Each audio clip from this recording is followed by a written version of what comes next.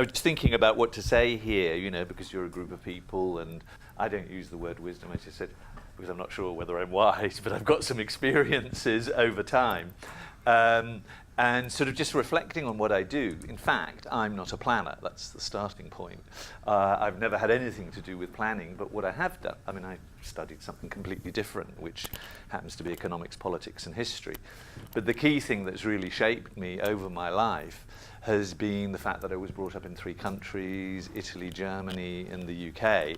So that sort of makes you feel, Christ, am I confused, or am I, do I know where I am? Or it forces you to, in a sense, look at things in a, I don't want to say holistic way, but you obviously, there's different ways of looking. You've got the different languages in your head and stuff like that.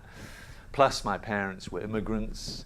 My name, Landry, is a fake because my grandfather was an opera singer, and his name was Schmidt, which anyone who knows German will know that's the most common name of all, so he grabbed another name.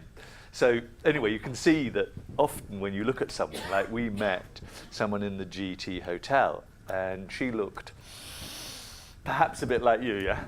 And she said, did you know I'm Norwegian? She couldn't have looked less Norwegian than anyone else I've ever met in my life. And then it transpired she was a mix of Serbian, Palestinian, but then had somehow landed up in Norway.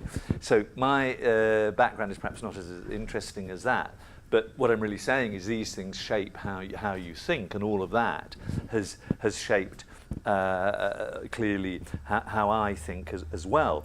And so in terms of my relationship with cities, it really started, I set up my organisation in '78 by really just observing cities, wandering around, being nosy, like that.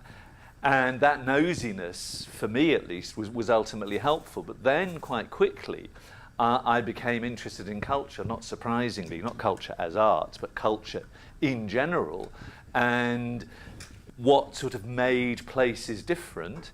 And thus, over time, I obviously got into what made them distinctive. Why is one place different than the next?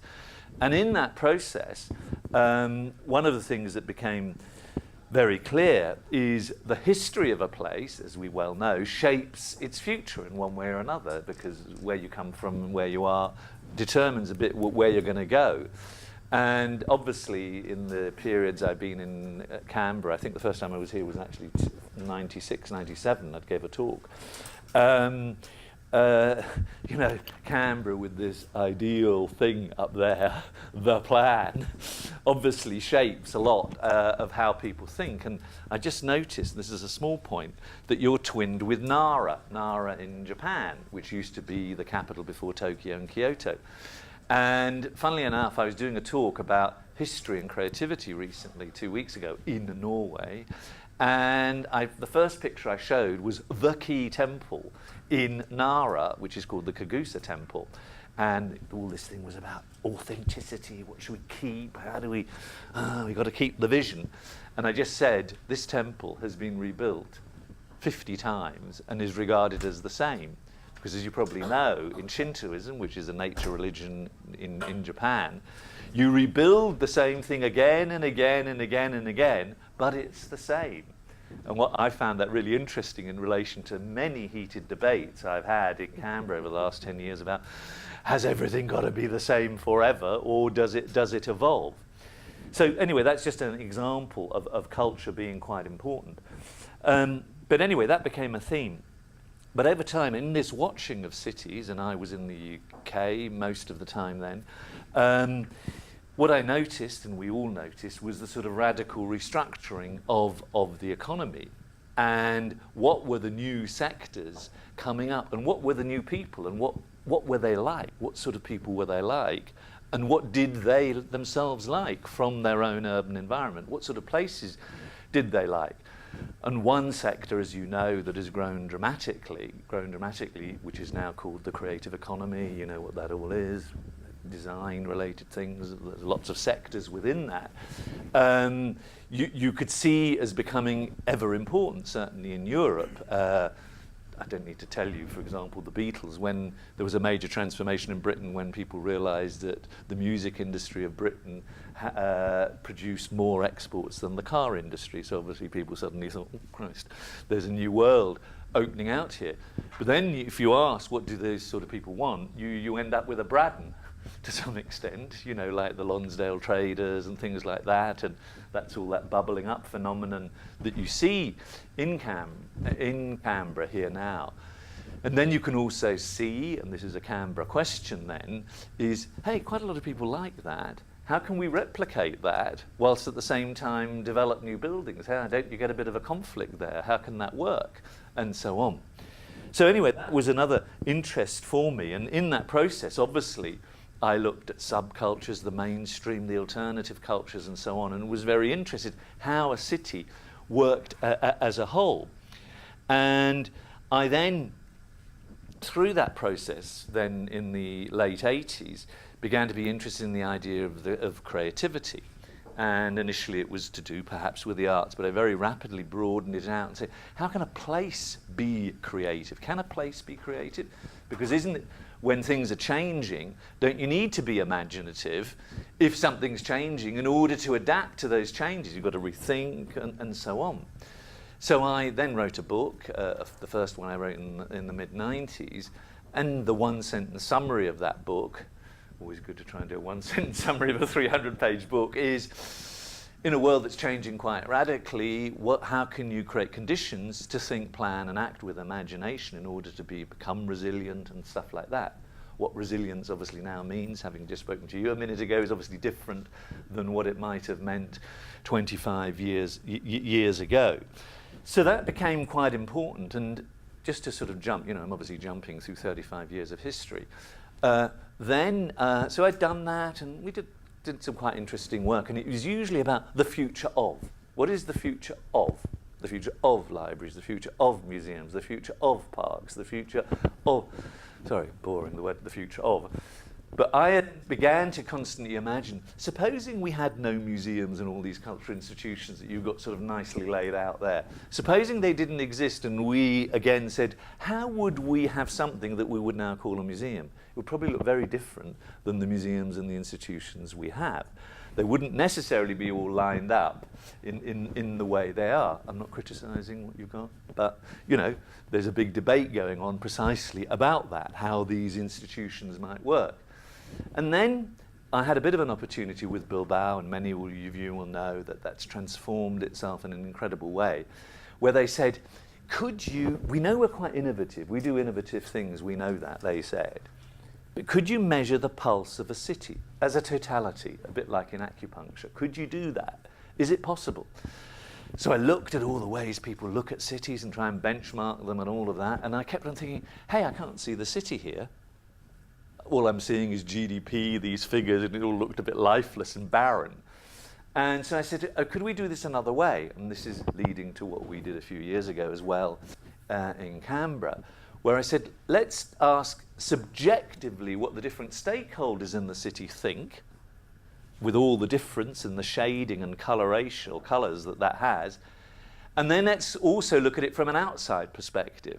And obviously we're scoring, but the score is not really interesting to me, or less interesting. It's, what's the difference? Why does the insider think it's so wonderful and the outsider not? Or in reverse. And that led, and we've done this in about 20 cities or so, to a sort of strategic conversation. Now clearly, a Canberra's not a Shanghai and all of that. So you always are asking the question, are you punching above what your expected weight could be and is? And so what you're then talking about, once you say that, is you're beginning to say, are you making the most of your potential? I'm just saying that's the sort of thought, the thought line that goes on when you do that. And I don't want to talk too much about that. You can look it up on my website if you wish. But crudely, there are 4 areas. How can we nurture talent here? You need to be nurtured, identified.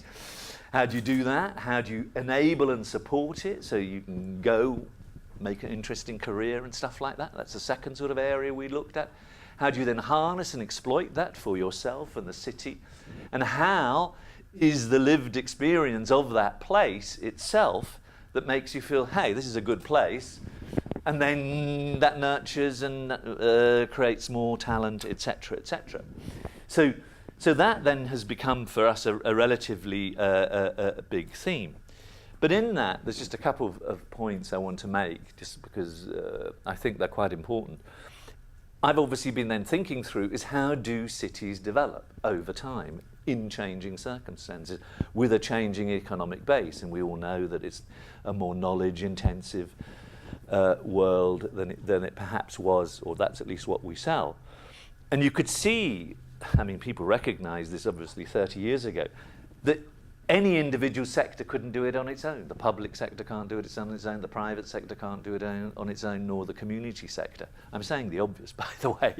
And that obviously that notion of sharing resources, sharing knowledge, insight and stuff is a key thing. And, you know, people have talked about silo thinking forever. But then I sort of began to reflect, and I've just simplified that, and I can send you a little article I've done, where I then said, oh, people keep on saying, this is also confusing. So I developed this idea, which is, again, so simple, which is the city 1.0, 2.0, 3.0, because 1, 2, 3 is sort of relatively easy to understand. And you can see the characteristics describe a 1.0 city, very much hard engineering based. We love engineers, by the way. They make things stand up. Et cetera, et cetera. But it sort of doesn't perhaps understand so well the software of the city, which, to simplify again, is much more the 2.0 approach, just understanding the emotional experience of place. So this room, for example, with no windows, is obviously a 1.0 place. I know, John, you didn't build this room, but if you were building, because I know you know about cities, there would be windows here, because then there'd be more energy in the room, et cetera, et cetera, et cetera. So, and a 3.0 city is one which is much more about working out where are we going next? Co-creation, you know, all about that sort of stuff. These are just words, I'm just throwing them in for the moment because I'm aware that I've probably done 12 minutes, or how many minutes have I done? No, you can keep going. No, I've got to keep to my 15 minutes. Tell me when I've got to shut up, I'll just go stop. But what I'm really trying to say, this is quite complex, yeah? I mean, lots of things are complicated, they're quite logical. Some of the things, very complicated things, there are lots around there, which, for example, going to the moon is relatively complicated. There's laws of physics, yeah? Complex things like cities are interrelational, aren't they? You change as they change. Complex things are bringing up a child. So developing a city is complex because you do something, you build something, someone reacts, and toing and froing all the time. And that's why this conversation is quite interesting. Now, one of the issues, and I want to just finish off with that, which I think I just want to put into the pot, if I can call it that, is I've, over the years, then also been thinking, well, that's all very well sort of talking about, hey, let's be imaginative and respond to the future. But what is the key issue? And increasingly the key issue is, or one key issue, is the fact that if you look at the public sector as an example, there are various areas, health services, education, social affairs, that if you just went with the flow of the demand in a traditional way, each of those will eat 100% of the budget of a city. That's already happening. There's already crisis in some cities where that's happening. Cities are responding often by saying, I'll knock 2% of this off and 3% here and 4% there, and it's not really changing the thing, it's just sort of causing, in a sense, pain. Whereas some more imaginative places are saying, hey, can we do this completely differently? And I'll just give you a tiny example. Helsinki was world design capital, and in that, it's a bit like the Olympics of design, they did an experiment with an area of 20,000 people and looked at the budget of the elderly, which again is supposed to be growing and growing and growing and growing, and asked them in a co-creation process to define what they needed. And so instead of this budget going through the roof, it reduced by 60%. Because what their actual needs were, because the system was creating a way of going like a truck, moving forward. So all I'm really saying, and we can go into the detail later, that if there's a lot to be rethought. Now, in that rethinking, clearly the private sector, the community sector, has to be, will be, they're part of finding the solutions, creating the solutions, which not only ultimately probably costs less money, but actually is more engaging for those involved. So this is not purely let's cut cost exercise, it's just trying to say, can we look at things in a different way?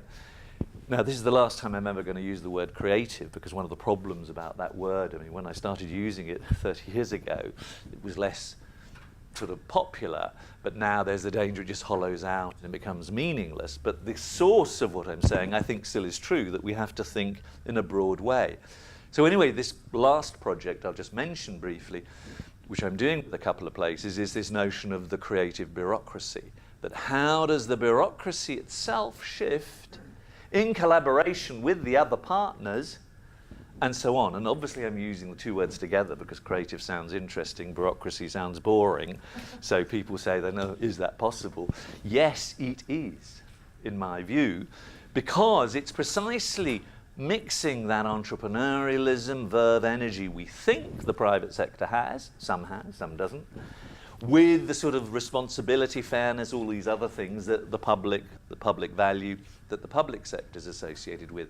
And so what this creative bureaucracy thing's about is saying, let's have mutual respect. Each of these partners play a different sort of role, but together, the collective imagination of both of them together is what potentially makes cities interesting. That's it. Thank you. Was that 15 minutes? Yeah. Really? Or were you lying? I You were semi-lying. It was 16 minutes. I can see that. But anyway, sorry about that extra minute.